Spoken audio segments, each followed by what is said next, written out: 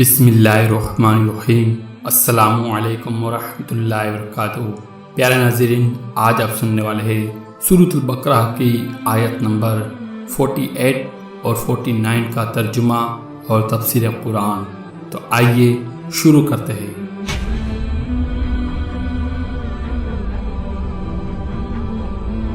واتقوا يوما لا تجزي نفس عن نفس شيئا ولا يقبل منها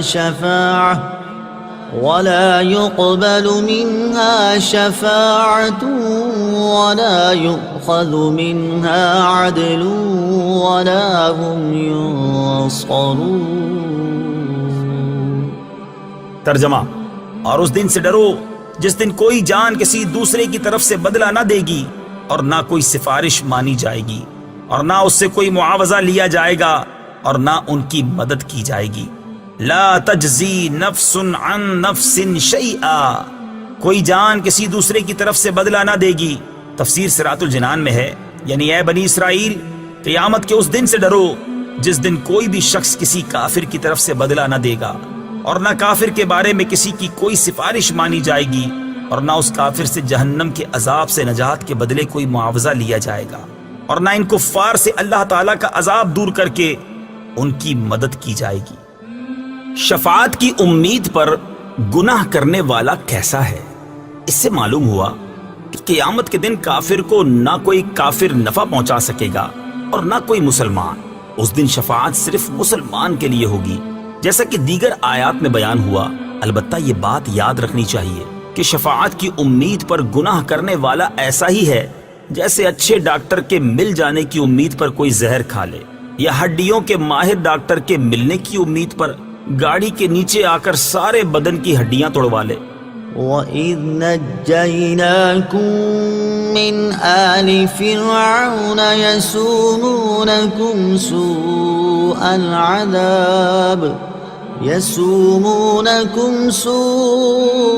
العذاب يذبحون أبناءكم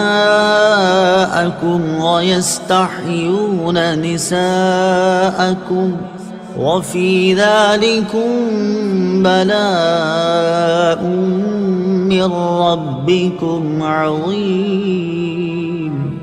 ترجمہ: اور یاد کرو جب ہم نے تمہیں فرعونیوں سے نجات دی جو تمہیں بہت برا عذاب دیتے تھے، تمہارے بیٹوں کو ذبح کرتے تھے اور تمہاری بیٹیوں کو زندہ چھوڑ دیتے، اور اس میں تمہارے رب کی طرف سے بڑی آزمائش تھی۔ وَإِذْ نَجَّيْنَاكُمْ مِنْ آلِ فِرْعَوْنَ، اور جب ہم نے تمہیں فرعونیوں سے نجات دی۔ تفسیر صراط الجنان میں ہے، اس سے پہلی آیات میں بنی اسرائیل پر کی گئی نعمتوں کا اجمالی طور پر ذکر ہوا، اور اب یہاں سے ان نعمتوں کو تفصیل کے ساتھ بیان کیا جا رہا ہے۔ چنانچہ ارشاد فرمایا کہ اے بنی اسرائیل، میری وہ نعمت یاد کرو کہ جب ہم نے تمہیں فرعون کی پیروی کرنے والوں سے نجات دی جو تمہیں بہت برا عذاب دیتے تھے۔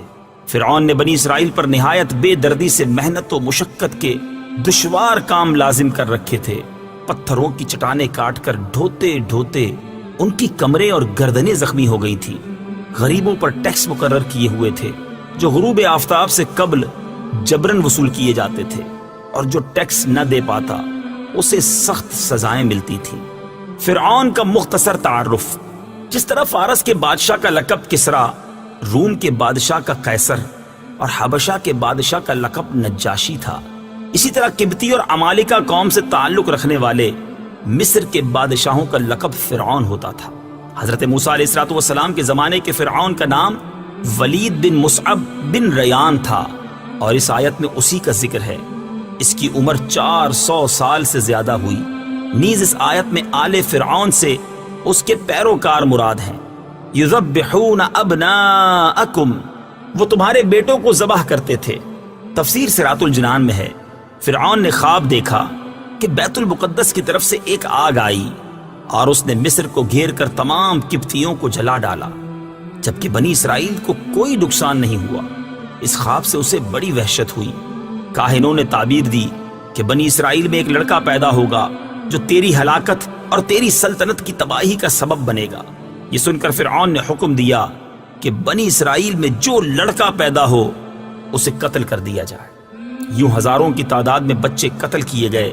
قدرت الہی سے اس قوم کے بوڑھے جلد مرنے لگے تو قبطی سرداروں نے گھبرا کر فرعون سے شکایت کی کہ ایک طرف بنی اسرائیل میں موت کی کثرت ہو گئی ہے اور دوسری طرف ان کے بچے بھی قتل کیے جا رہے ہیں، اگر یہی صورتحال رہی تو ہمیں خدمتگار کہاں سے ملیں گے؟ اس پر فرعون نے حکم دیا کہ 1 سال بچے قتل کیے جائیں اور 1 سال چھوڑ دیے جائیں۔ تو جو سال چھوڑنے کا تھا اس میں حضرت ہارون علیہ الصلوۃ والسلام پیدا ہوئے، اور قتل کے سال حضرت موسیٰ علیہ الصلوۃ والسلام کی ولادت ہوئی۔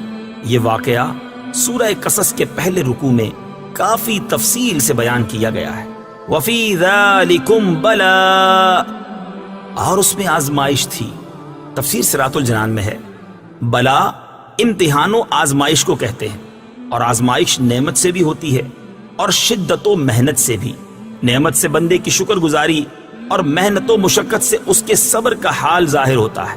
اس آیت میں اگر ذالکم کا اشارہ فرعون کے مظالم کی طرف ہو تو بلا سے محنت و مصیبت مراد ہوگی، اور اگر ان مظالم سے نجات دینے کی طرف اشارہ ہو تو بلا سے نعمت مراد ہوگی۔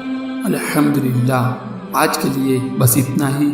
اللہ تعالیٰ سے دعا ہے کہ جو کچھ بھی سنا اسے یاد رکھنے، اس پر عمل کرنے اور دوسروں تک پہنچانے کی سعادت نصیب کرے۔